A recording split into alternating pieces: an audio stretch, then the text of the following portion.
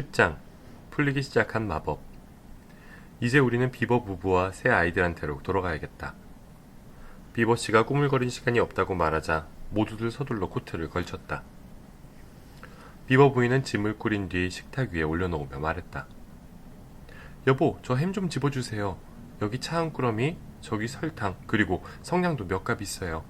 누가 저 구석에 있는 옹기에서 빵 두세 덩어리만 좀 집어줘요. 수잔이 갑자기 큰 목소리로 물었다. 아니, 뭐 하세요, 비버 부인? 비버 부인은 아주 침착하게 대답했다. 가지고 갈 짐을 챙기는 거예요, 아가씨. 설마 먹을 것도 없이 떠날 생각은 아니겠죠? 수잔은 코트깃에 단추를 채우며 말했다. 비버 부인, 시간이 없어요. 당장 마녀가 나타날지도 모르잖아요. 비버 씨가 끼어들며 맞장구를 쳤다. 내 말이 그 말이오. 그러자 비버 부인이 말했다. 세상에 마음들이 잘도 맞는군요. 여보, 생각 좀 해봐요. 마녀가 오려면 적어도 15분은 더 걸려요. 피터가 말했다. 그렇지만 되도록 빨리 출발해야 돼요. 마녀보다 먼저 돌탁자원덕에 도착하려면 말이에요. 수잔이 말했다. 비버 부인, 그 점을 잊어서는 안 돼요. 마녀는 여기 도착해서 우리가 없어진 걸 알기가 무섭게 전속력으로 쫓아올 거예요.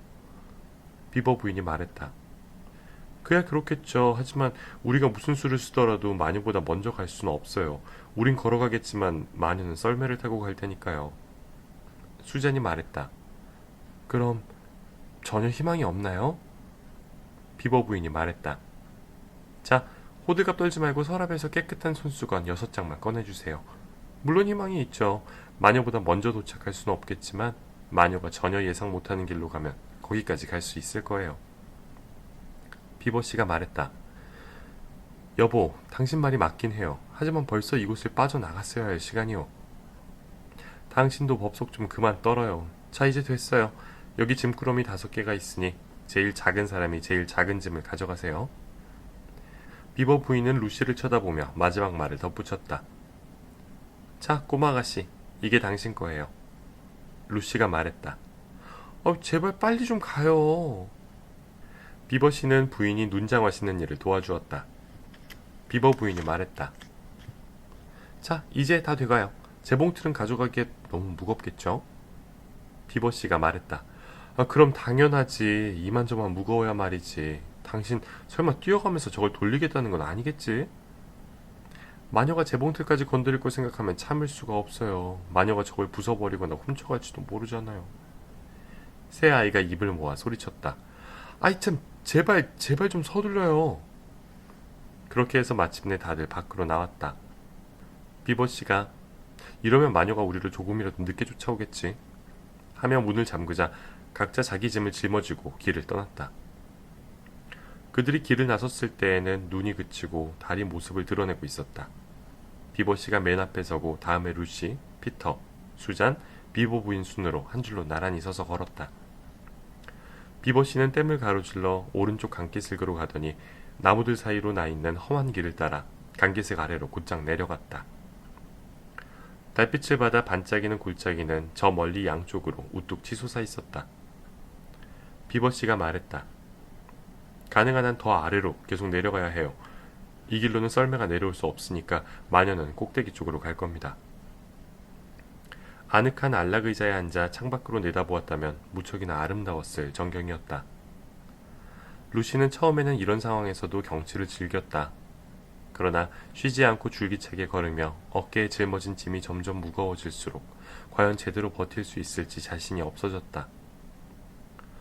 루시는 더 이상 얼음 폭포 앞에서 찬란하게 반짝이는 얼어붙은 강과 나무 꼭대기에 쌓인 하얀 눈더미, 눈부시도록 커다란 달과 헤아릴 수 없는 별들의 눈길을 주지 않았다. 다만 앞에서 영원히 멈추지 않을 것처럼 사각사각 걷고 있는 비버씨의 짤막한 다리만 멀거니 바라보았다. 이윽고 달은 사라지고 또다시 눈이 내리기 시작했다. 루시는 너무나 지친 나머지 꾸벅꾸벅 졸면서 걸어갔다. 그때 갑자기 비버씨가 강기슭 오른쪽으로 꺾어 돌더니 덤불이 빽빽이 우거진 가파른 언덕길로 오르고 있었다. 그제야 루시는 졸음이 싹 가셨다. 비버씨는 덤불에 가려 바로 그 앞까지 가서야 겨우 눈에 띄는 강기슭의 작은 굴 속으로 막 사라지고 있었다. 사실 루시가 무슨 일이 일어나고 있는지 알았을 때에는 비버씨의 뭉툭한 꼬리밖에 보이지 않았다. 루시는 얼른 허리를 굽히고 비버씨를 따라 안으로 기어 들어갔다. 뒤이어 버둥거리는 소리와 숨을 몰아쉬는 소리가 들리더니 얼마 안 가서 5명이 모두 굴 안에 들어와 있었다. 도대체 여기가 어디죠? 피터의 목소리가 어둠 속에서 지치고 창백하게 들렸다. 그러자 비버씨가 대답했다. 어려웠던 시절에 비버들이 숨어 지내던 은신처입니다. 극비장소죠.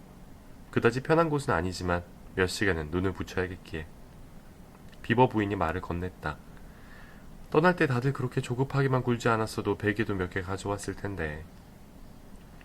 루시는 그곳이 툰루스 씨의 동굴보다 못하다고 생각했다. 그냥 굴이었는데 어쨌든 바닥은 마른 흙이었다. 굴 안이 어찌나 좁은지 다들 들어누우니 무슨 옷구러미가 한데 뭉쳐있는 것 같았지만 오랫동안 걸어오느라 몸에 열기도 있고 해서 나름대로 제법 아늑했다. 동굴 바닥만 좀 더 평평했더라면 좋았을 텐데. 비버 부인이 어둠 속에서 마실 것이 담긴 작은 병을 모두에게 돌렸다. 모두들 그것을 마시고 혀를 톡 쏘는 싸한 기운에 콜록콜록 기침을 하기도 했지만 기분 좋게 몸이 따뜻해지는 것을 느끼면서 그대로 골아 떨어졌다. 온몸이 으슬으슬하고 뻐근해서 뜨거운 물로 목욕이라도 했으면 좋겠다고 생각하며 눈을 떴을 때 루시는 겨우 몇 분밖에 지나지 않은 것 같이 느껴졌다. 그러고는 이내 긴 수염이 뺨을 간지리는 듯한 감촉을 느꼈고 동굴 입구로 차가운 햇살이 들어오는 것을 보았다. 루시는 곧 잠이 달아나 버렸다. 다른 이들도 마찬가지였다. 모두들 입을 해 벌리고 눈을 동그랗게 뜬 채 일어나 앉아 간밤에 걸어오면서 내내 무슨 소리일까 생각했던 바로 그 소리에 귀를 기울이고 있었다. 그것은 딸랑딸랑 울리는 종소리였다. 비버씨는 그 소리를 듣는 순간 번개처럼 동굴 밖으로 튀어나갔다. 어쩌면 여러분도 루시가 잠깐 생각했던 것처럼 비버씨의 행동이 매우 어리석은 짓이라고 생각할지 모르겠다. 그러나 실제로는 아주 재치 있는 행동이었다. 비버씨는 덤불과 가시나무들 사이로 강켓을 꼭대기까지 들키지 않고 기어올랐다. 비버씨는 마녀의 썰매가 어느 길로 가는지 알아내고 싶었다. 나머지 일행은 그대로 동굴 속에서 궁금해하며 기다리고 있었다. 5분쯤 기다렸을 때였다. 밖에서 그들을 화들짝 놀라게 하는 뭔가가 들려왔다. 그들은 목소리를 들은 것이었다. 루시는 속으로 생각했다. 어머, 들켰나봐. 비버씨가 마녀한테 붙잡혔어. 그러나 잠시 후 동굴 밖에서 부르는 비버씨의 목소리를 들었을 때 그들은 더욱 놀랐다. 괜찮아 여보, 이리 나와요. 아담의 아들과 딸들도 어서 나와요. 괜찮으니까.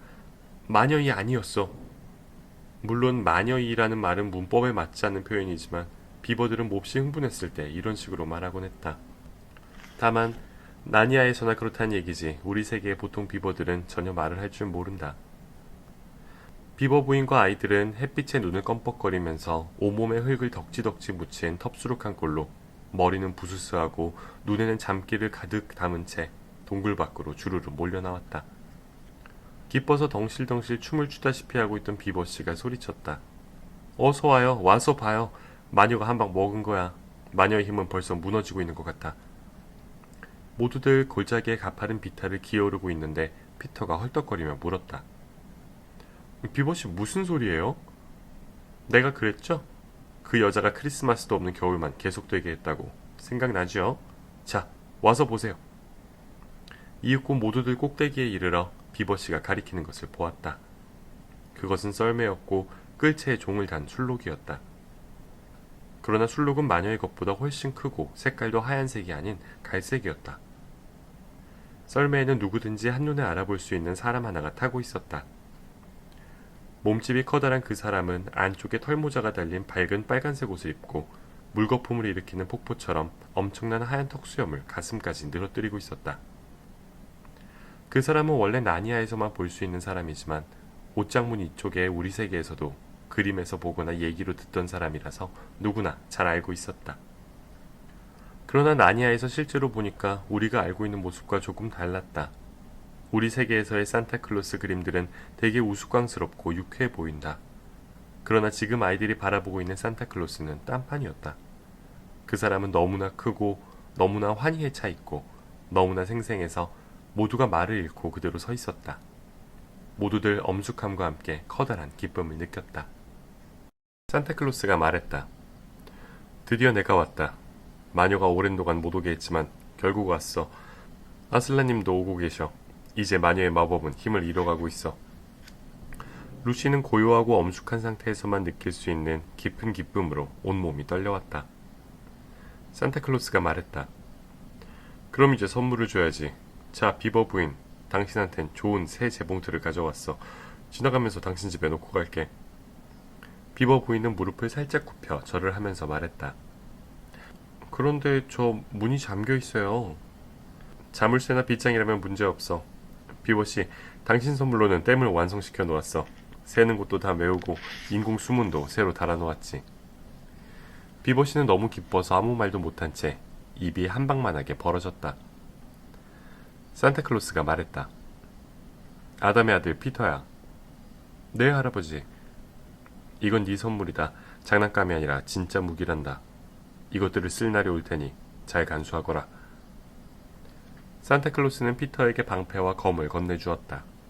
방패는 은빛이었고 앞면에는 그것을 잡는 순간 잘 익은 딸기처럼 빛나는 빨간 사자가 금방이라도 덤벼들 것 같은 자세를 취하고 있었다. 검의 자루는 금빛이었고 검집, 검대, 그 밖에 필요한 것들이 다 있었다. 피터가 사용하기에 딱 좋은 크기와 무게였다. 피터는 의미심장한 선물이라 생각하며 말없이 엄숙하게 선물들을 받았다. 이브의 딸, 수잔. 이건 네 선물이다. 산타클로스는 수잔에게 활과 화살이 가득 든 화살통, 그리고 상아로 만든 작은 뿔나팔을 주었다. 활은 꼭 필요할 때만 써야 한다. 너더러 전쟁터에 나가 싸우라는 뜻은 아니니까 말이야. 이 활은 쏘기만 하면 거의 다 맞출 수 있지. 또 이 뿔나팔을 입에 대고 불기만 하면 네가 어디 있든지 도움을 받을 거야. 산타클로스는 마지막으로 루시를 불렀다. 이브의 딸 루시야. 루시가 앞으로 나갔다.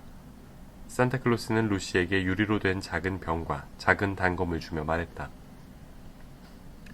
이 병에는 태양의 산에서 자란 불꽃 원액으로 만든 물약이 들어있다. 너나 네 친구들이 다쳤을 때 몇 방울 떨어뜨리면 다 나을 거야. 그리고 단검은 아주 급할 때만 쓰도록 해라. 네가 전투에 참가하는 일은 없을 테니까. 루시가 말했다. 왜요, 할아버지? 잘은 모르겠지만요. 저는 아주 용감한 것 같은데. 산타클로스가 말했다. 그건 중요하지 않다. 전쟁이란 모름지기 여자들이 나가 싸우면 볼썽사납거든. 자, 이제. 이때 갑자기 산타클로스의 진지한 표정이 다소 풀렸다. 여기 여러분 모두에게 주는 선물이 있다. 그러면서 산타클로스는 5개의 찻잔과 받침, 각설탕이 든 대접 하나, 크림 한 단지, 지글지글 소리를 내며 끓고 있는 커다란 찻주전자가 놓인 큰 쟁반을 꺼냈다. 산타클로스는 큰 소리로 외쳤다. 메리 크리스마스, 참된 왕이여, 만세. 산타클로스의 채찍이 찰싹 소리를 내자 출발하는 것도 보지 못했는데 산타클로스와 술록과 썰매는 눈 깜짝할 사이에 사라져버렸다. 피터가 검집에서 검을 뽑아 비버씨에게 보여주려고 하는데 비버 부인이 재촉했다. 자, 어서요, 어서. 그렇게 마냥 거기에 서서 얘기하다간 차가 다 식겠어요. 남자들이란 모두 저렇다니까. 이리 와서 쟁반이나 좀 날라줘요. 그럼 우리 모두 아침을 차릴 테니까. 글쎄, 빵칼을 가져온 게 얼마나 다행스러운지. 모두들 가파른 비탈을 내려와 다시 동굴로 들어갔다. 비버씨가 빵과 햄을 잘라서 샌드위치를 만들었고 비버 부인은 차를 따랐다. 다들 맛있게 먹었다. 그러나 미처 다 먹기도 전에 비버씨가 말했다. 이제 슬슬 또 가야 될 시간이네. 11장 아슬란이 오고 있다. 그 시간에 에드먼드는 더없이 실망스러운 한때를 보내고 있었다. 난쟁이가 썰매를 끌 준비를 하러 간 뒤 에드먼드는 마녀가 지난번 만났을 때처럼 친절하게 대해줄 줄 알았다. 그렇지만 마녀는 한마디도 하지 않았다. 결국 에드먼드가 겨우 용기를 내어 말했다. 저 여왕폐야, 저 터키 젤리 좀 먹을 수 없을까요? 저 지난번에 말씀하시기를... 그러자 마녀는 대뜸 소리를 질렀다. 닥쳐, 이 얼간이 녀석. 그러고는 이내 마음이 바뀐 듯 마녀는 혼잣말처럼 중얼거렸다. 아직은 저 꼬마 녀석이 도중에 기절하게 둬선 안 되지. 그러더니 다시 손뼉을 쳤다. 또 다른 난쟁이가 나타났다. 마녀가 말했다. 저 인간에게 먹을 것과 마실 것을 갖다 주어라. 밖으로 나간 난쟁이는 금방 물이 조금 담긴 놋그릇과 말라빠진 빵 한 쪼가리가 놓인 쇠접시를 들고 돌아왔다. 난쟁이는 불쾌한 태도로 희죽 웃으며 에드먼드 옆바닥에 그것들을 내려놓고 말했다. 꼬마 왕자님을 위한 터키 젤리 대령이요. 에드먼드는 골이 나서 말했다. 가져가요. 이따위 말라빠진 빵은 먹고 싶지 않아. 그 순간 마녀가 에드먼드를 매섭게 쏘아보는 바람에 에드먼드는 얼른 잘못했다고 말하고 빵을 오물오물 씹기 시작했다. 하지만 빵은 어찌나 딱딱한지 제대로 삼킬 수도 없을 정도였다. 마녀가 말했다. 빵 맛을 다시 보기 전까지 그것만으로도 감지덕지해야 할 거야. 에드먼드가 계속 빵을 씹고 있는 사이에 첫 번째 난쟁이가 돌아와 썰매가 준비되었다고 알렸다. 하얀 마녀는 에드먼드에게 같이 가자고 명령하며 자리에서 일어나 밖으로 나갔다. 둘이 안뜰로 나왔을 때에는 다시 눈이 내리고 있었다. 그러나 마녀는 날씨 따위는 아랑곳하지도 않고 썰매에 올라탄 에드먼드를 옆에 앉혔다. 마녀는 떠나기 전에 회색 늑대 모그림을 불렀다. 모그림은 거대한 개처럼 썰매 옆으로 후다닥 달려왔다. 마녀가 말했다. 너희 늑대 중에서 가장 빠른 녀석 하나를 데리고 당장 비보의 집으로 가거라. 가서 눈에 띄는 건 모조리 사정없이 죽여버려. 만일 놈들이 벌써 떠났으면 전속력으로 돌탁자 언덕까지 가거라. 단 들켜선 안 돼. 거기에 숨어서 나를 기다려. 그동안 나는 강을 건널 수 있는 곳을 찾아 서쪽으로 몇십 킬로미터나 가야 하니까. 놈들이 돌탁자 언덕이 닿기 전에 따라잡아야 한다. 놈들을 발견하면 뭘 어떻게 해야 하는지 알고 있겠지. 모그림은 으르렁거렸다. 본부대로 하겠습니다, 여왕님. 모그림은 곧장 달리는 말처럼 빠르게 눈과 어둠 속으로 사라졌다. 몇 분 뒤 모그림은 또 다른 늑대를 불러내어 비번의 집 냄새를 따라 댐으로 내려갔다. 그러나 말할 것도 없이 그곳은 비어 있었다. 만에 하나 그날 밤 날씨가 좋았더라면 비버 부부와 아이들은 끔찍한 일을 당할 뻔했다. 늑대들이 곧바로 흔적을 따라 뒤쫓아가서 그들이 동굴에 닿기도 전에 붙잡고 말았을 테니까. 그러나 눈이 다시 내리기 시작하면서 냄새도 없어지고 발자국마저 눈 속에 묻혀버렸다. 그러는 동안 난쟁이는 술록에게 채찍질을 해대고 있었고 마녀와 에드먼드는 아치 통로 아래로 빠져나와 어둠과 추위 속으로 나아갔다. 코트를 입지 않은 에드먼드에게는 악몽 같은 여행이었다. 15분도 채 지나지 않아 에드먼드의 몸에는 눈이 수북이 쌓였다. 처음에는 일일이 눈을 털어내던 에드먼드도 털어내는 족족 눈이 다시 쌓이자 나중에 너무 힘들어서 포기하고 말았다. 어느새 에드먼드는 온몸이 흠뻑 젖어버렸다. 아, 딱한 에드먼드. 보아하니 마녀는 에드먼드를 왕으로 만들 뜻이라곤 눈꼽만큼도 없는 모양이었다. 에드먼드는 마녀가 착하고 친절하며 진정으로 정의의 편이라고 스스로 믿으려 했던 자신이 어리석게만 느껴졌다. 이 순간 형제들을 다시 만날 수만 있다면 무슨 짓이든 할 수 있을 것 같은 그런 심정이었다. 심지어 피터 형이라도 말이다. 이제 자신을 위로할 딱 한 가지 방법은 이 모든 것이 한낱 꿈에 불과하며 언제라도 깨어날 수 있다고 믿는 것뿐이었다.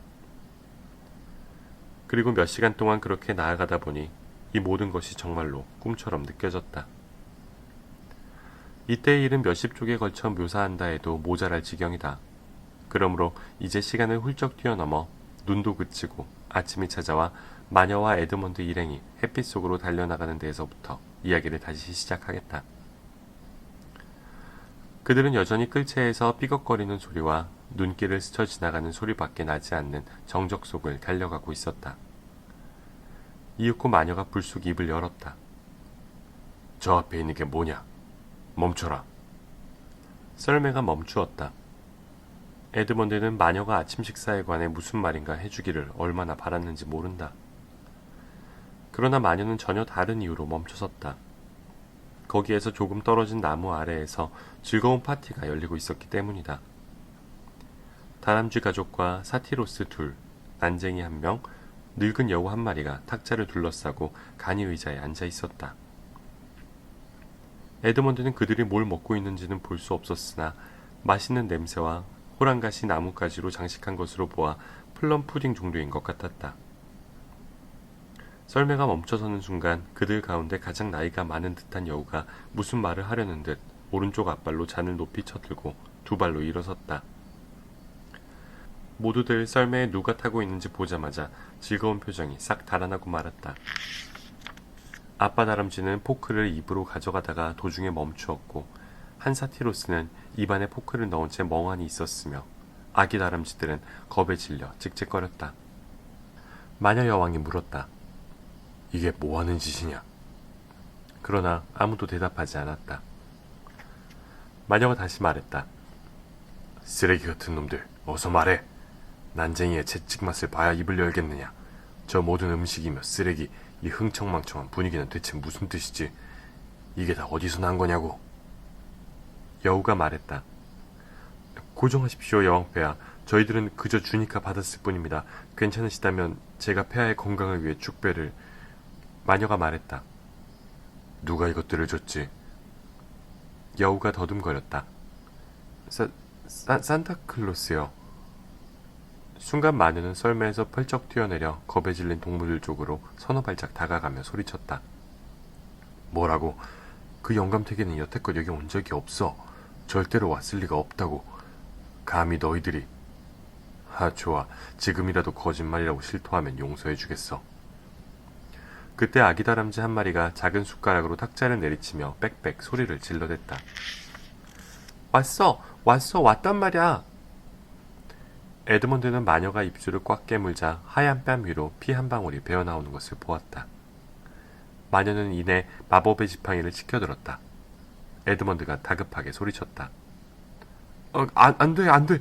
제발 그러지 마세요. 그러나 마녀는 에드먼드가 소리치는 사이에 벌써 지팡이를 휘두르고 말았다. 그 즉시 즐거운 파티가 열리던 곳에는 돌접시와 돌플럼 푸딩 요리가 놓인 돌탁자에 이미 돌이 되어버린 동물들이 둘러앉아 있을 뿐이었다.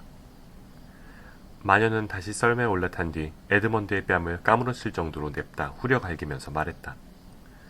염탐꾼과 반역자들 편을 들면 어떻게 되는지 너에게 가르쳐주기 위한 거다. 자, 가자. 에드먼드는 이 이야기에서 처음으로 자기가 아닌 남에 대해 미안한 마음을 가졌다. 이 조그만 석상들이 몇 년이고 조용한 낮이나 어두운 밤이나 저렇게 앉아 있어야 한다고 생각하니 몹시 가여웠다. 언젠가는 이끼가 덮이고 얼굴도 부서지고 말 것이다. 그들은 다시 쉬지 않고 달려나갔다. 에드먼드는 휘몰아치는 눈발이 어젯밤보다 훨씬 축축하게 녹아있는 걸 느꼈다. 추위도 한결 가신 것 같았다. 그리고 점차 안개가 끼기 시작했다. 시시각각 짙어지는 안개와 함께 날도 차차 누그러져 갔다. 이제 썰매는 아까만큼 빠른 속도로 달리지 못했다. 처음에 에드먼드는 술록들이 지쳐서 그런가 보다 생각했지만 얼마 안 가서 그것이 진짜 이유가 아닌 걸 알았다.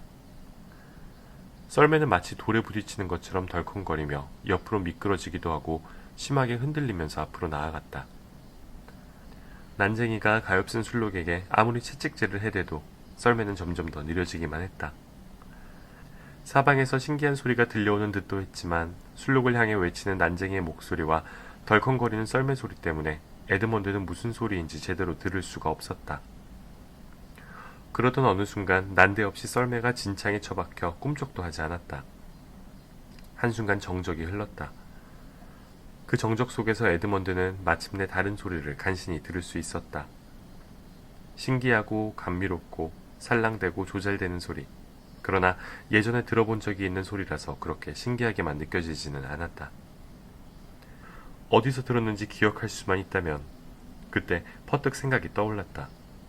바로 흐르는 물소리였던 것이다. 보이지는 않았지만 근처 어딘가에서 졸졸졸, 찰싹찰싹, 뽀글뽀글, 퐁퐁 시냇물이 흐르고 콸르릉 콸콸 소리도 들려왔다. 에드먼드는 이제 그 혹독한 추위가 끝났다는 것을 깨닫자 가슴이 벅차올랐다. 바로 곁에 있는 나뭇가지들에서는 물방울이 똑똑똑 떨어지고 있었다. 그때 나무에서 어마어마한 눈덩이가 미끄러져 내리자 짙푸른 전나무가 드러났다. 에드먼드가 나니아에 와서 처음으로 본 전나무였다. 그러나 마녀가 호통을 치는 바람에 더 이상 바라보며 귀를 기울이고 있을 틈이 없었다. 야, 이 멍청아! 멀뚱멀뚱 앉아있지 말고 썩 나가서 도와줘! 에드먼드는 시키는 대로 할 수밖에 없었다. 에드먼드는 질척질척해진 눈밭으로 내려가 난쟁이를 도와 진흙 구덩이에서 썰매를 끌어냈다. 이윽고 썰매를 다 끌어내자 난쟁이가 술록들을 인정사정 없이 닦아 세웠다. 그러자 간신히 썰매가 움직이긴 했지만 조금밖에 가지 못했다. 이제 눈이 녹으면서 사방에서 파릇한 잔디가 돋아나기 시작했다. 여러분들은 에드먼드만큼 오랫동안 눈 덮인 세계를 바라본 적이 없는 사람한테 끝없는 흰색 뒤에 나타난 초록빛들이 얼마나 큰 안도감을 주는지 상상할 수 없을 것이다. 잠시 후 썰매가 다시 멈추었다. 난쟁이가 말했다. 소용없는데요, 영웅폐하. 이런 진창 속에서는 도저히 썰매를 끌 수 없습니다. 그럼 걸어가야겠군. 난쟁이가 투덜거렸다. 걸어서는 놈들을 따라잡지 못합니다. 게다가 놈들이 먼저 출발했잖아요. 마녀가 호통을 쳤다. 네가 내 고문이냐 노예냐. 시키는 대로 해. 어서 이 인간의 손을 뒤로 묶고 밧줄 끝을 잡아 채찍도 쥐고 그리고 술록의 끌채를 풀어줘. 집으로 돌아가게. 난쟁이는 마녀가 시키는 대로 했다. 몇 분 뒤 에드먼드는 손이 묶인 채 죽을 힘을 다해 빠르게 걷고 있었다. 질척거리는 진창과 축축한 풀에 수도 없이 미끄러지고 미끄러질 때마다 난쟁이한테 욕을 먹거나 채찍으로 얻어맞았다. 마녀는 난쟁이 뒤에서 걸어오며 줄곧 채근을 해댔다. 더 빨리! 더 빨리! 초록빛을 띤 곳이 점점 넓어지면서 눈 덮인 곳은 줄어만 갔다. 가면 갈수록 많은 나무들이 눈옷을 후두두 떨쳐버리고 있었다. 이내 어느 곳을 둘러보아도 하얀 형체 대신 짙푸른 전나무들과 싹이 나온 벌거숭이 참나무의 검은 가지들, 너도밤나무와 느릅나무들이 눈에 들어왔다. 이윽고 하얀 안개가 황금빛으로 변하더니 순식간에 사라져버렸다. 숲속으로 싱그러운 햇살이 내려앉고 나무 꼭대기 사이로 파란 하늘이 보였다. 마침내 더욱 놀라운 일이 벌어졌다. 은빛 자작나무들 사이에 오솔길로 돌아 나오던 에드먼드는 땅이 온통 작고 노란 꽃으로 뒤덮여 있는 것을 발견했다. 애기똥풀이었다. 물소리는 더욱 커졌다. 그들은 시냇물을 건넜다. 냇물 너머로 갈란투스풀이 자라고 있었다. 에드먼드가 그 풀들을 보려고 고개를 돌리는 순간 난쟁이가 벌컥 소리를 지르며 심술궂게 밧줄을 잡아당겼다. 한눈 팔지 마! 하지만 그렇게 한다고 해서 에드먼드가 보는 것을 막을 수는 없었다. 5분도 지나지 않아 황금빛, 보랏빛, 하얗빛 크로커스 꽃 무더기가 구목 밑에서 피어났다. 그 순간 물소리보다 훨씬 감미로운 소리가 들려왔다. 그들이 걷고 있는 길 가장자리의 나뭇가지에서 갑자기 새 한 마리가 지저귀기 시작한 것이다. 조금 떨어진 곳에서 그 소리에 답하듯 다른 새의 소리가 들려왔다. 그러자 그 소리가 무슨 신호라도 되는 양 사방에서 짹짹짹짹 지저귀는 소리가 나더니 5분도 못 되어 숲은 온통 새들의 합창소리로 뒤덮였다. 에드먼드의 눈길이 닿는 곳마다 새들이 나뭇가지에 날아와 앉는 모습, 하늘을 날아다니는 모습, 서로 쫓고 다투고 부리로 깃털을 쓰다듬는 모습이 보였다. 마녀가 성화를 부렸다. 더 빨리! 더 빨리! 이제 안개는 흔적도 없이 사라졌다. 하늘은 점점 더 파래졌고 가끔씩 흰 구름이 바쁘게 흘러갔다. 숲속의 넓은 빈터에는 앵초꽃들이 피어 있었다. 산들바람이 불어와 나뭇가지에 맺힌 물방울을 떨어뜨리고 지나가는 그들의 얼굴에 시원하고 달콤한 앵초꽃 향기를 실어다 주었다. 나무들은 이제 힘차게 되살아나기 시작했다. 낙엽송과 자작나무는 초록으로 물들었고 금련하는 황금빛을 띄어갔다. 너도밤나무에서도 곧 투명하고 여린 이파리들이 돋아났다. 그들이 그 아래로 걸어가니 햇살도 초록빛으로 바뀌었다. 한가로운 꿀벌 한 마리가 길을 가로질러 왱왱 날아갔다. 벼랑간 난쟁이가 멈춰서면서 말했다. 이건 눈이 녹는 정도가 아니에요. 봄이라고요. 이제 어떡하죠? 여왕님의 겨울은 완전히 사라져버렸어요. 이건 아슬란이 한 짓입니다. 마녀가 으름장을 놓았다. 다시 한번 그 이름을 들먹이는 놈은 당장의 모가지다. 12장 피터의 첫 전투. 난쟁이와 하얀 마녀가 이런 말을 주고받는 동안 몇십 킬로미터 떨어진 곳에서는 비버 부부와 아이들이 감미로운 꿈속 같은 길을 걸어가고 있었다. 코트는 벌써 오래전에 벗어버렸다. 이제 그들은 간혹 걸음을 멈추고 서로에게 말을 걸었다. 와, 저기 물총새가 있어. 와, 야생 히아신스다. 이 향긋한 냄새는 뭘까? 저 집박이 소리 좀 들어봐. 일행은 이 모든 것들을 음미하면서 말없이 걸어갔다.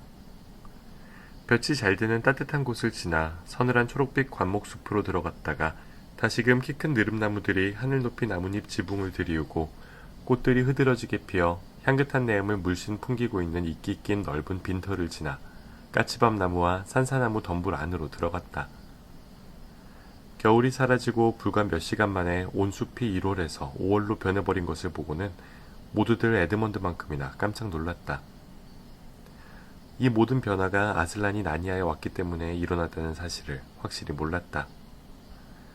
그러나 마녀 때문에 끝없는 겨울이 계속되고 있다는 것은 잘 알고 있었기 때문에 모두들 이 신비한 봄이 시작되자 마녀의 흉계가 잘못되어 가고 있다는, 그것도 아주 많이 잘못되어 가고 있다는 사실만은 알아차렸다.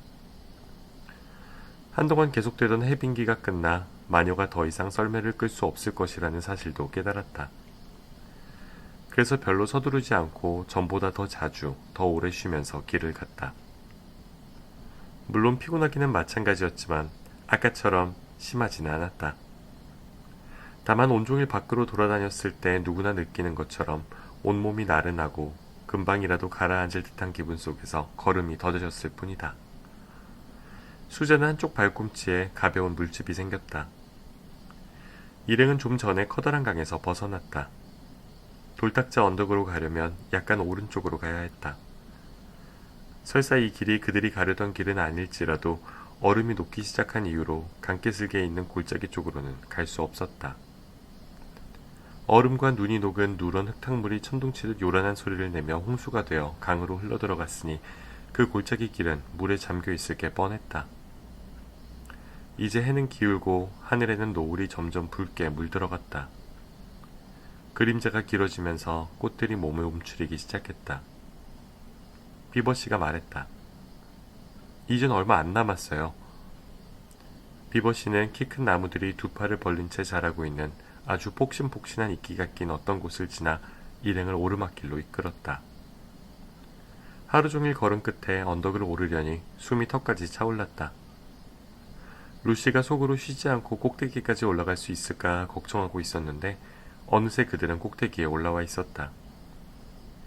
눈앞으로 장관이 펼쳐졌다. 일행은 탁 트인 푸른 언덕에 서서 아래를 내려다보았다. 정면을 제외하고는 눈길 닿는 데까지 온통 숲이 펼쳐져 있었다. 멀리 동쪽으로는 반짝반짝거리는 뭔가가 움직이고 있었다. 피터가 수잔에게 나지막이 속삭였다. 와, 바다야. 탁 트인 푸른 언덕 꼭대기 한가운데에 돌탁자가 놓여 있었다.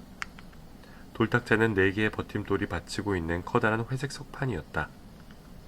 아주 오래되어 보이는 석판에는 무슨 뜻인지는 몰라도 글자처럼 보이는 이상한 선과 도형들이 가득 새겨져 있었다.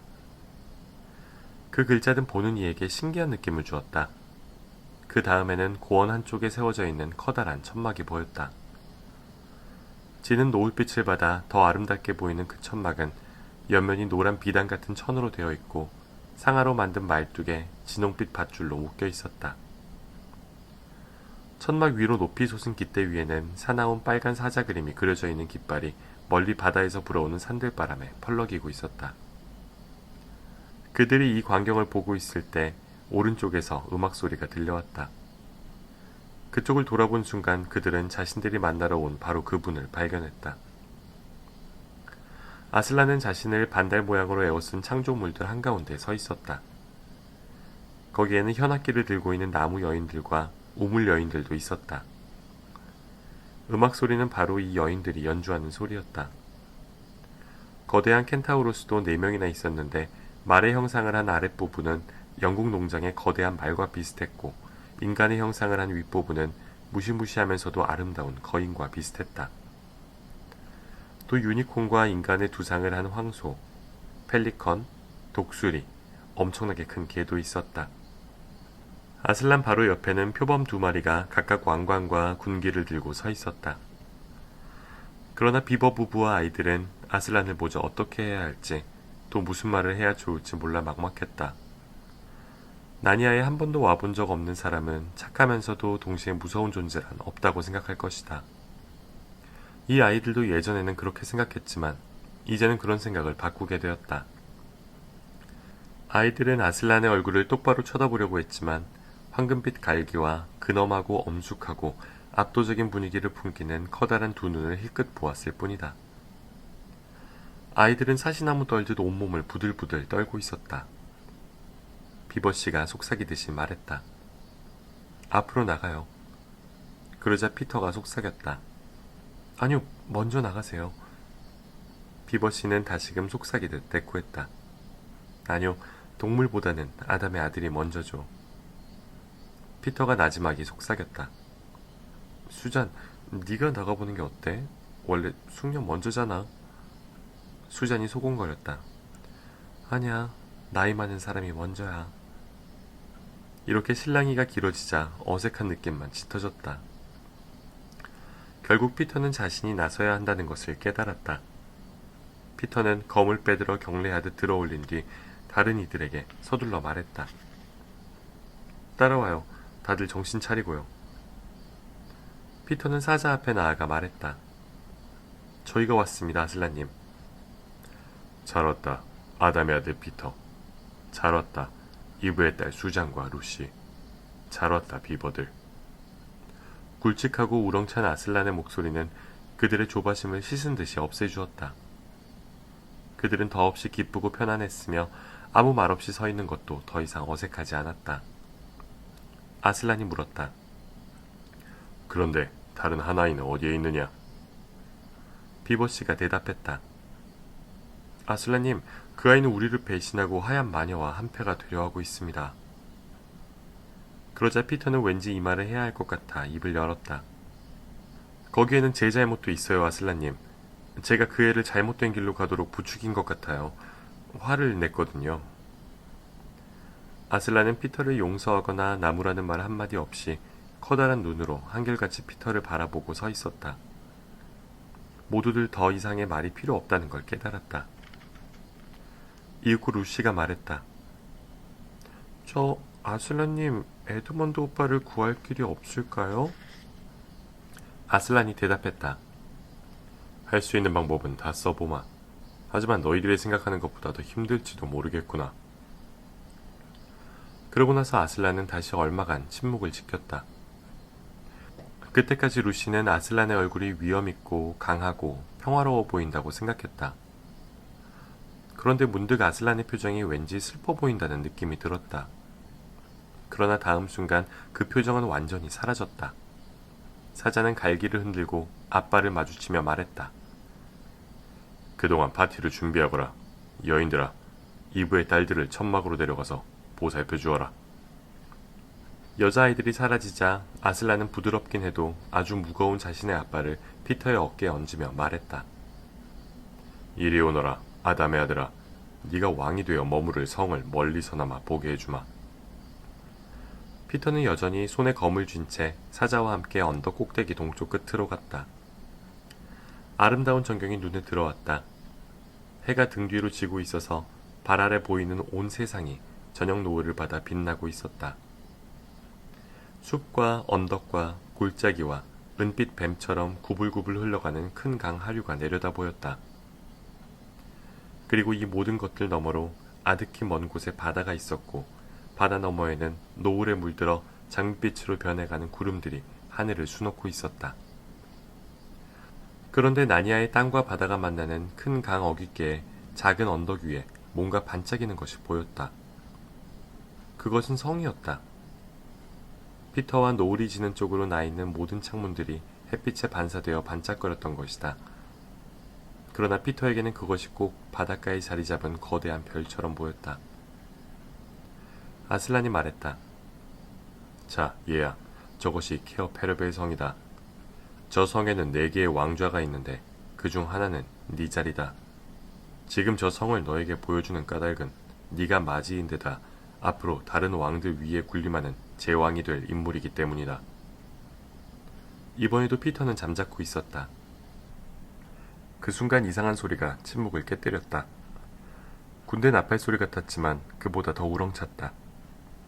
아슬란이 나직하게 말했다. 네 누이의 뿔나팔 소리다. 아슬란의 말소리는 너무 낮아서 마치 고양이가 가르랑거리는 소리처럼 들렸다. 사자가 가르랑거린다는 게 그다지 무례한 생각이 아니라면 말이다. 잠시 동안 피터는 그 말뜻을 알아듣지 못했다. 이윽고 다른 모든 창조물들이 앞으로 나서는 광경과 아슬란이 앞발을 휘두르며 물러서라, 왕자가 공훈을 세우게 하라 하는 말소리를 들은 뒤에야 피터는 모든 상황을 깨닫고 천막 쪽으로 힘껏 뛰어갔다. 거기서 피터는 끔찍한 광경을 목격했다. 물의 요정 나이아스들과 나무의 요정 드리아스들이 사방으로 뿔뿔이 달아나고 있었다. 루시는 얼굴이 백지장처럼 하얘져서 그 짧은 다리로 죽을 힘을 다해 피터 쪽으로 뛰어오고 있었다. 또 수자는 거대한 회색 짐승에게 쫓겨 어떤 나무로 올라가 대롱대롱 매달려 있었다. 처음에 피터는 그게 곰인 줄 알았다. 그러다가 곧 셰퍼드인 것 같다고 생각했지만 개치고는 너무 큰 짐승이었다. 나중에야 피터는 그것이 늑대임을 알아차렸다. 늑대는 앞발로 나무 줄기를 잡고 뒷발로 서서 사나운 이빨을 드러낸 채 덤벼들고 있었다. 노매 등에 난 털은 죄다 빳빳이 곤두 서 있었다. 수자는 더 이상 두 번째로 큰 가지 위로는 올라가지 못한 채 물어뜯으려는 늑대의 이빨에서 불과 5, 6cm밖에 떨어지지 않은 허공에서 한쪽 다리를 바동거리고 있었다. 피터는 왜 수잔이 더 높이 올라가지 않는지, 왜 가지를 좀 더 꽉 붙잡고 있지 않은지 이상했다. 그러나 피터는 곧 수잔이 기절하기 직전이라는 사실과 행여 여기서 기절이라도 하면 당장 밑으로 떨어지고 말 것임을 깨달았다. 피터는 나설 용기가 나지 않았다. 사실은 속이 울렁거리려고 했다. 그러나 그런 문제는 피터가 해야 할 일과는 전혀 별개의 것이었다. 피터는 곧장 그 괴물에게 달려들어 옆구리를 내리치려고 했지만 첫 번째 일격은 늑대의 몸에 닿지 못했다. 늑대는 번개처럼 몸을 돌려 눈을 희번덕거리며 쩍 벌린 아가리로 성난 울음소리를 토해내고 있었다. 늑대가 그렇게 성을 내며 울부짖지만 않았다면 당장에 피터의 목을 덥석 물어 뜯었을 것이다. 미처 생각할 틈도 없이 전개된 상황 속에서 사태가 이 지경까지 이르자 피터는 순간적으로 몸을 수그려 늑대의 앞다리 사이로 심장을 겨누며 힘껏 검을 꽂았다. 순간 악몽처럼 무시무시하고 어리둥절한 순간이 이어졌다. 피터는 정신없이 검을 잡아당겼다.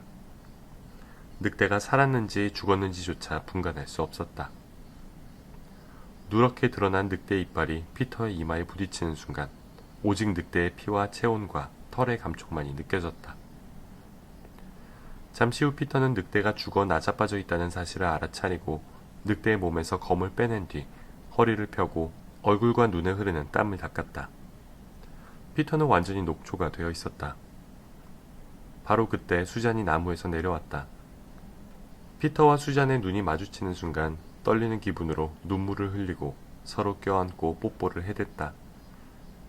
나니아에서는 그렇게 한다고 못마땅해 할 사람은 아무도 없었다. 아슬란이 큰 소리로 외쳤다. 어서 켄타우로스, 독수리, 숲을 속에 또 다른 늑대가 있다. 거기 네 뒤에 그놈이 막 도망치고 있다. 모두 놈의 뒤를 쫓아라. 제 주인에게 갈 것이다. 이제 마녀를 찾아 아담의 아들을 구할 기회가 왔다. 아슬란의 명령이 떨어지자마자 천둥 같은 발굽소리와 12개도 넘는 날갯짓 소리가 울려 퍼지며 가장 빠른 10댓마리의 창조물들이 짙어가는 어둠 속으로 사라졌다. 그때까지도 숨을 헐떡거리고 있던 피터는 겨우 고개를 돌려 바로 곁에 있는 아슬란을 보았다. 아슬란이 말했다. 아직 검을 닦지 않았구나. 사실이었다. 피터는 늑대의 피와 털로 얼룩진 검과 새빨간 칼날을 보고는 얼굴이 벌개졌다. 피터는 허리를 굽혀 플리프로 칼날을 깨끗이 닦고 코트에 한 번 더 닦아 물기를 말끔히 없앴다. 아슬란이 말했다. 아담의 아들아, 그 검을 내게 주고 무릎을 꿇어라. 피터가 그 말대로 하자 아슬란은 칼날을 옆으로 뉘어 피터의 어깨에 대고 말했다. 일어서라. 늑대를 응징한 피터경. 앞으로 무슨 일이 있어도 검 닦는 것을 잊지 말도록 하라. 13장 태초의 심오한 마법. 이제 우리는 에드먼드에게로 돌아가야겠다. 에드먼드가 사람이 걸을 수 있는 한도보다 훨씬 더 많이 걸었을 무렵 마녀는 전나무와 주목으로 뒤덮인 어두침침한 골짜기에 멈춰섰다. 에드먼드는 그대로 쓰러져 얼굴을 땅에 쳐박고 옴짝달싹하지 않은 채 누워있었다. 마녀와 난쟁이가 자기를 그대로 내버려 두기만 한다면 앞으로 무슨 일이 일어나도 상관없다는 심정이었다. 너무나 지쳐서 자신이 얼마나 배가 고프고 목이 마른지조차 모를 지경이었다. 마녀와 난쟁이는 에드먼드 바로 옆에서 낮은 소리로 속닥거리고 있었다. 난쟁이가 말했다. 안 돼요. 이젠 소용없어요, 여왕님. 그들은 지금쯤 벌써 돌탁자 언덕에 도착했을 겁니다. 마녀가 말했다. 어쩌면 늑대가 우리 냄새를 맡고 소식을 가져올지도 몰라. 그렇다 해도 좋은 소식일 리가 없습니다. 케어 페러벨 성에는 4개의 왕좌가 있는데 3개만 찬다면 무슨 소용이야. 그럼 예언은 실현될 수 없어. 그가 여기 있는데 이제 와서 그게 무슨 상관입니까? 난쟁이는 감히 자기 주인 앞에서 아슬란의 이름을 입에 담지 못했다. 그는 오래 머물지 않을 수도 있어. 그럼 우린 케어 페러벨 성에 있는 새 녀석을 덮치는 거야. 어쨌든 이 녀석을 붙들어두는 편이 유리하겠군요. 미끼로 말이죠. 마녀가 경멸하는 투로 말했다. 그래, 이 녀석을 구출하러 오도록 말이야. 그렇다면 지금 당장 하는 게 좋겠습니다. 나는 그 일을 돌탁자에서 해치우고 싶어. 거기가 딱 어울리는 곳이야. 그런 일은 전부터 거기서 해치웠거든. 돌탁자가 참으로 오랜만에 다시 재구시를 하겠군요. 맞아. 자, 이제 시작하겠어. 그때 갑자기 늑대가 으르렁거리며 그들에게로 뛰어왔다. 그들을 봤어요. 다들 그와 함께 돌탁자 언덕에 있어요. 그들이 우리 모그림 대장을 죽였습니다. 덤불 속에 숨어서 다 봤어요. 아담의 아들 중 하나가 대장을 죽였어요. 도망쳐요, 도망쳐. 마녀가 말했다. 아니야, 도망칠 필요 없어. 어서 가서 우리 국민들한테 즉각 이리로 모이라고 해. 거인들과 늑대 인간들과 우리 편인 나무의 정령들을 불러. 굴, 요괴, 식인귀, 미노타우루스, 잔인한 야수, 마귀할멈, 유령, 독버섯 정령들도 모조리 불러라. 우리는 싸울 것이다. 뭐라고? 내 마법 지팡이를 몰라서 하는 소리냐? 쳐들어온 놈들을 내가 돌로 만들 수 없을까봐. 빨리 서둘러. 네가 없는 동안 여기서 끝내야 할 일이 좀 있느니라. 거대한 짐승은 고개를 숙여 절하고는 돌아서서 쌩 하고 사라졌다. 마녀가 말했다. 자, 이제 가만, 탁자가 없으니까 어디 보자. 저 녀석을 나무에 묶어놓는 게 좋겠군. 난쟁이가 에드먼드를 우악스럽게 일으켜 세웠다. 그러고 나서 에드먼드를 나무에 꽁꽁 묶었다. 마녀가 망토를 벗는 모습이 에드먼드의 눈에 들어왔다. 망토를 벗자 소름 끼치도록 새하얀 맨팔이 드러났다. 숲이 우거진 골짜기여서 매우 어두웠다. 그 때문에 마녀의 새하얀 팔 외엔 아무것도 보이지 않았다. 마녀가 말했다. 재물을 준비해. 난쟁이는 에드먼드의 셔츠의 첫 단추를 풀러 칼날을 안으로 집어넣었다. 그러고는 에드먼드의 머리카락을 움켜쥐고 뒤로 젖혀 턱을 치켜들게 했다. 에드먼드는 쓱쓱 하는 이상한 소리를 들었다. 에드먼드는 잠시 동안 그게 무슨 소리인지 짐작할 수가 없었다. 그러나 다음 순간 퍼뜩 알아차렸다. 바로 칼 가는 소리였다. 그때 요란한 고함 소리가 사방을 뒤흔들었다. 발굽소리, 퍼덕이는 날갯짓 소리, 마녀의 비명소리로 주위가 온통 아수라장이었다. 에드먼드는 곧 결박이 풀리는 것을 느꼈다. 억센 팔이 자신을 앉자마자 여기저기서 다정한 목소리들이 들려왔다. 여기에 눕힙시다. 포도주를 좀 드리자. 이걸 마셔요. 이제 마음 놓으세요. 곧 좋아질 겁니다. 그러고 나서 에드먼드는 그들끼리 주고받는 이야기를 들었다. 누가 마녀를 잡았지? 난 자네가 잡은 줄 알았는데. 난 그 여자 손에서 칼을 떨어뜨린 다음에는 못 봤어. 나는 난쟁이로 뒤쫓았는데.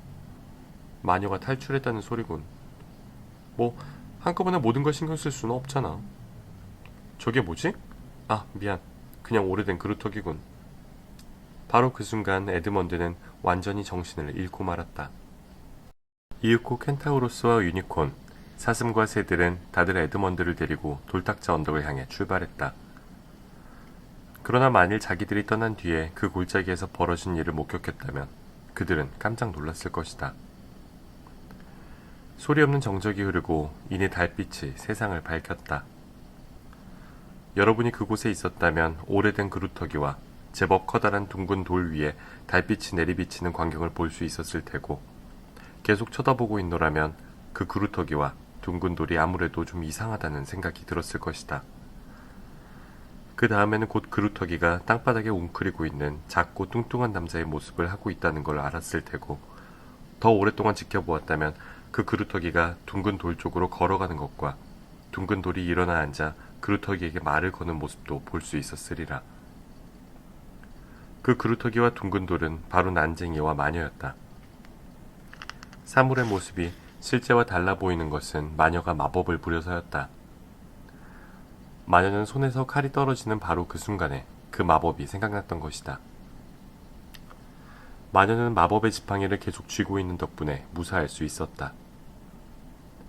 다음날 아침 비버 부인은 새 아이들이 눈을 뜨자마자 에드먼드를 구출해서 간밤에 천막으로 데려왔다는 소식을 전해주었다. 아이들은 아침을 먹고 곧장 밖으로 나갔다. 새 아이들은 다른 무리와 멀찍이 떨어져서 이슬 맺힌 풀밭을 함께 거닐고 있는 아슬란과 에드먼드의 모습을 보았다. 아슬란이 무슨 말을 했는지 여러분한테 옮길 필요는 없겠지만 에드먼드는 아슬란의 말을 결코 잊을 수 없었다. 다른 아이들이 다가가자 아슬란과 에드먼드는 그들을 맞기 위해 돌아섰다. 아슬란이 말했다. 여기 너희 형제가 왔다. 구태여 지난 일을 얘기할 필요는 없느니라.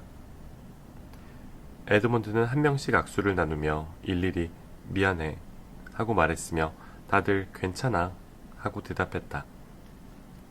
모두들 다시 친해졌다는 사실을 명백히 해줄 만한 뭔가 평범하고도 자연스러운 말을 하고 싶었으나 생각이 나질 않았다. 분위기가 정말 어색해지려고 하는데 표범 한 마리가 아슬란에게 다가와서 말했다. 아슬란님, 적군의 사자가 드릴 말씀이 있다며 뵙자고 합니다. 데려오너라. 표범이 물러갔다가 곧 마녀의 난쟁이를 데리고 돌아왔다. 아슬란이 물었다. 돼지의 아들아, 전할 말이 무엇이냐? 나니아의 여왕이시자 론제도의 황후이신 저희 폐하께서 당신과 안전하게 얘기하기를 원하십니다. 이는 여왕 폐하뿐 아니라 당신에게도 이익이 되는 문제입니다. 비버씨가 말했다. 세상에, 나니아의 여왕이라고. 뻔뻔스럽기도 해라. 아슬란이 말했다. 조용히 해라, 비버. 모든 호칭은 곧 그에 맞는 주인을 되찾을 테니 그때까지는 그런 일로 왈가왈부해서는 안 된다. 자, 돼지 아들아, 네 주인에게 가서 전하거라. 저 거대한 참나무에 마법의 지팡이를 두고 온다는 조건이면 그 제의에 응하겠노라고. 이 제의가 받아들여지자 표범 두 마리가 약속이 제대로 실행되는지 보려고 난쟁이와 함께 물러갔다. 루시는 피터에게 걱정스러운 듯 속삭였다. 마녀가 표범들을 돌로 만들어버리면 어떡하지? 아마 표범들도 똑같은 생각을 했었는지도 모른다. 어쨌거나 표범들은 마치 낯선 개를 본 고양이처럼 등에 털을 바짝 곤두세우고 꼬리도 빳빳이 쳐든 채 길을 떠났다. 피터도 속삭이듯 대답했다. 다 괜찮을 거야. 안 그랬다면 그분이 보내지도 않았을 거야. 잠시 후 마녀가 언덕 꼭대기의 모습을 드러내더니 똑바로 걸어와 아슬란 앞에 섰다. 마녀를 처음 본 새 아이들은 마녀의 모습을 보는 순간 등줄기가 오싹해지는 것을 느꼈다. 그 자리에 있던 동물들은 일제히 낮게 으르렁거렸다. 따뜻한 햇볕이 내리쬐고 있는데도 모두들 서늘한 냉기를 느꼈다. 아슬란과 마녀 둘만이 아무렇지도 않은 표정이었다. 황금빛 얼굴과 시체처럼 창백한 얼굴이 그처럼 바싹 붙어있는 모습을 보니 여간 이상한 게 아니었다. 물론 마녀는 아슬란의 눈을 똑바로 쳐다보지 않았고 비버 부인은 특히 이 점을 주의 깊게 살폈다. 마녀가 말했다. 아슬란, 저기 반역자가 있어. 물론 누구나 에드먼드를 두고 한 말임을 잘 알고 있었다. 그러나 에드먼드는 오늘 아침 아슬란과 이야기를 나눈 뒤로 지금까지 겪은 일들과 자신에 대한 생각들을 완전히 정리했다. 에드먼드는 그저 아슬란만 바라보았다. 마녀가 무슨 소리를 하든 아무렇지도 않은 듯했다. 아슬란이 말했다. 그것이 당신한테 지은 죄는 아니었을 텐데. 마녀가 물었다. 심오한 마법을 잊었나? 아슬란은 근엄하게 대답했다. 내가 그것을 잊었다고 치고 그 심오한 마법을 한번 말해보거라. 그러자 마녀는 갑자기 째지는 목소리로 말했다. 말해보라고. 바로 여기 돌탁자 위에 쓰여있는 걸 말해보라고. 비밀 언덕의 부싯돌에 창으로 또렷이 새겨진 내용을 말해보라고. 바다 황제의 홀에 뭐라고 새겨져 있나 말해보라고. 적어도 당신은 황제께서 태초에 나니아에 내리신 마법쯤은 알고 있겠지. 모든 반역자는 나의 합법적인 포로로서 나한테 속하며 죽일 권리도 내게 있다는 사실을 말이야. 비버씨가 말했다. 그랬군. 마녀는 황제의 사형 집행인이었구나. 그래서 자신이 여왕이라는 상상에 빠지게 된 거로군. 알만해. 아슬란은 신음소리처럼 아주 나지막히 말했다. 가만히 있거라. 마녀의 앙칼진 목소리가 계속 이어졌다. 그러니 저 인간은 내 것이오. 그의 목숨은 내가 몰수하겠어. 그의 피 역시 내 소유지. 그러자 사람 머리를 하는 황소가 쩌렁쩌렁 소리쳤다. 그럼 와서 가져가 보시지. 마녀는 으르렁거리는 야수처럼 야비한 미소를 지으며 말했다. 머저리, 네 주인이 단순히 힘으로 내 권리를 뺏을 수 있다고 생각하느냐? 네 주인은 심오한 마법에 대해서 더 잘 알고 있어. 내가 법대로 피를 거두지 않는다면 온 나니아가 발칵 뒤집혀 불과 물로 멸망하리란 것도 알고 있지. 아슬란이 말했다. 맞는 말이다. 부인하지 않겠다. 수잔이 사자의 귀에 대고 속삭였다. 아슬란님, 어떻게 제발 안 그러실 거죠? 그렇죠? 심오한 마법에 대해선 우리가 어찌할 방법이 없는 건가요? 아슬란님도 거기에 대항하실 수 없는 거예요? 아슬란은 찡그린 얼굴로 수잔을 돌아보며 말했다. 황제의 마법에 대항하라고. 그때부터 누구도 두 번 다시 그런 제안을 하지 못했다. 에드먼드는 맞은편에 서서 줄곧 아슬란의 얼굴을 바라보고 있었다. 숨이 콱 막혀오며 무슨 말이든 해야 하는 게 아닐까 싶기도 했다. 그러나 곧 자기가 할 일은 오로지 기다리는 것과 아슬란의 말대로 행동하는 것임을 깨달았다. 아슬란이 말했다. 다들 물러나라. 마녀와 단 둘이서 할 말이 있다. 모두 그 말에 따랐다. 아슬란과 마녀가 나지막한 소리로 진지하게 얘기를 나누는 동안 애를 태우며 기다리는 일은 정말이지 괴로웠다. 에드먼드 오빠! 루시는 당장 울음을 터뜨렸다. 피터는 남들한테서 등을 돌리고 먼 바다를 바라보며 서 있었다. 비버 부부는 서로의 앞발을 붙들고 고개를 떨군 채 서 있었다. 켄타우로스는 불안한 듯 발을 타닥타닥 굴렸다.